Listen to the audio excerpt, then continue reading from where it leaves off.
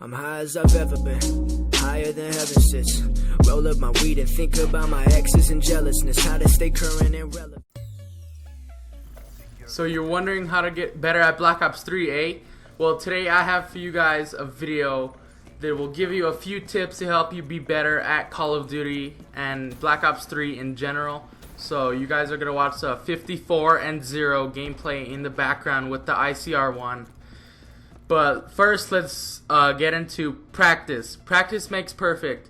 As everybody knows, to be good at something, it takes a lot of practice and a lot of time and effort to be put into it.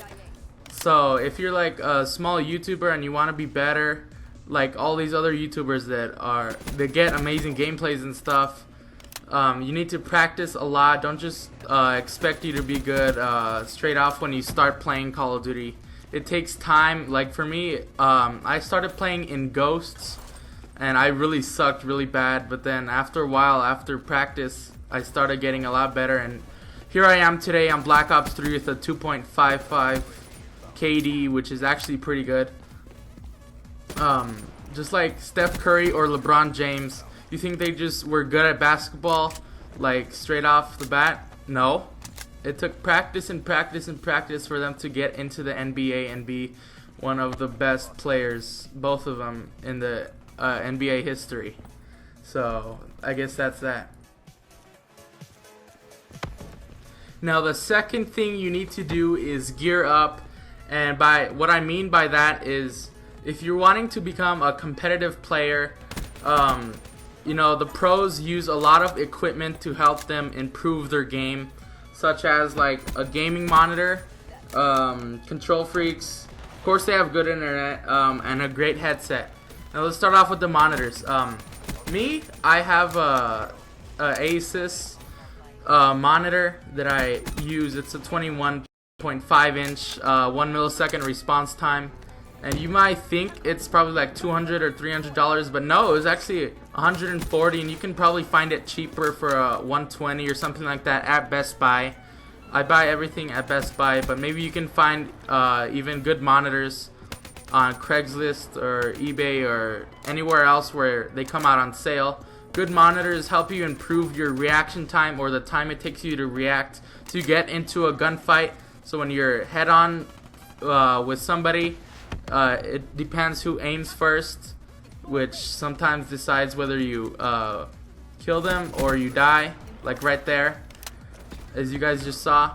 But second, if you guys don't have money to spend on a monitor or anything like that, this little thing that costs maybe around $15 at Best Buy are control freaks. You may have heard them before. Other YouTubers have discount codes on them that you can use to save like 10% on them. They're these little extender sticks that you put on your controller thumbsticks to give you a little extra range of motion in your controller that helps you aim precisely. It definitely helps on those long range gunfights, like across the map or halfway. Up close you don't really need them because it's just short range and you don't need to extend your reachability with your fingers, but on those long range areas it really helps. Another good thing to have is a scuf controller, or any sort of controller, or even playing claw, which helps you sort of like scuff jump people. So everybody knows when you're playing, you have to take your thumb off the joystick so you can actually press the jump button, which takes time and can get you killed. So these alternatives can work. I personally play claw, so I don't really have to spend money on an extra controller. Just try playing on it and it'll work pretty much wonders. Another thing is good internet.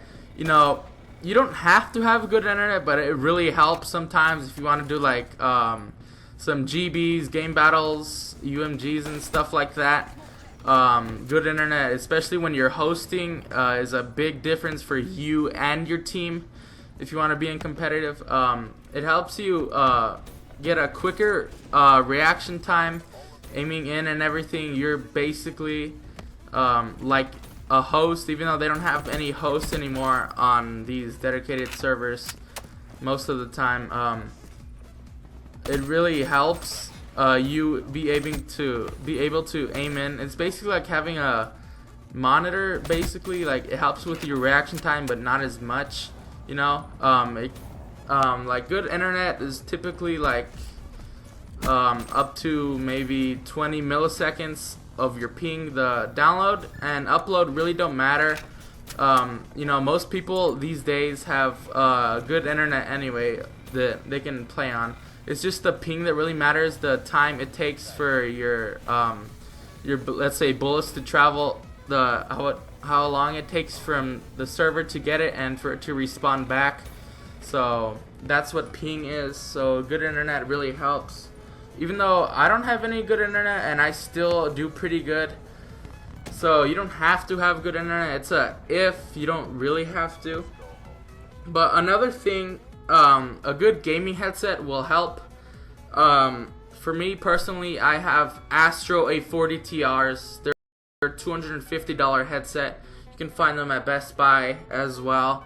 Especially with the surround sound, and especially using, let's say, awareness, the perk, you can hear everybody, especially where they are. If you're search and destroy, you know when they're coming and where they are coming, which is a huge advantage. So you can pre-aim around the corner and get the kill easier, and by the time it takes them to react, your enemy is already dead. So a good headset might help.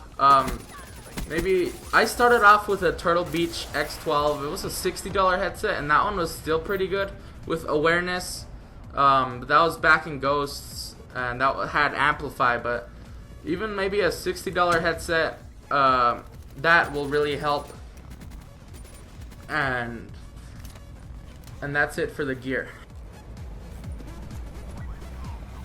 Another thing to have is a playstyle that suits you. For like example, in competitive, each person has their own position that they play. Let's say for like a AR Slayer or a OBJ person that gets in the hill and does all the objective stuff.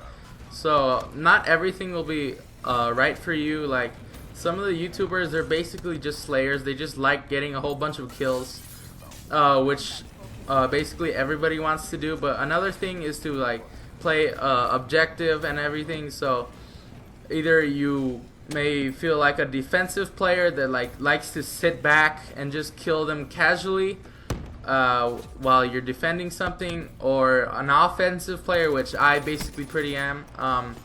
I go in and go for the kills, try to get as many kills as I possibly can to get my streaks and everything, which how most people play. So that doesn't mean necessarily camping can boost your KD if you do it right, but most of the time if you're just sitting in a corner, it'll just get you killed. Right after you kill people, they know where you are, so they come back continuously and will try to kill you, which sort of sucks.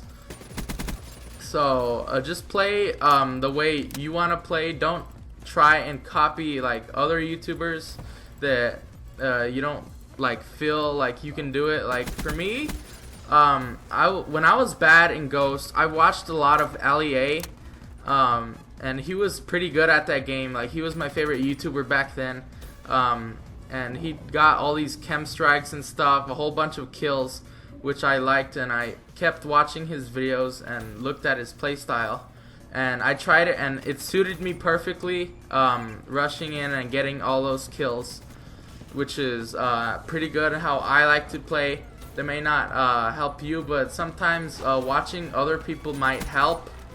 So watch all these YouTubers. I know the Mark of J, he is a beast at Call of Duty.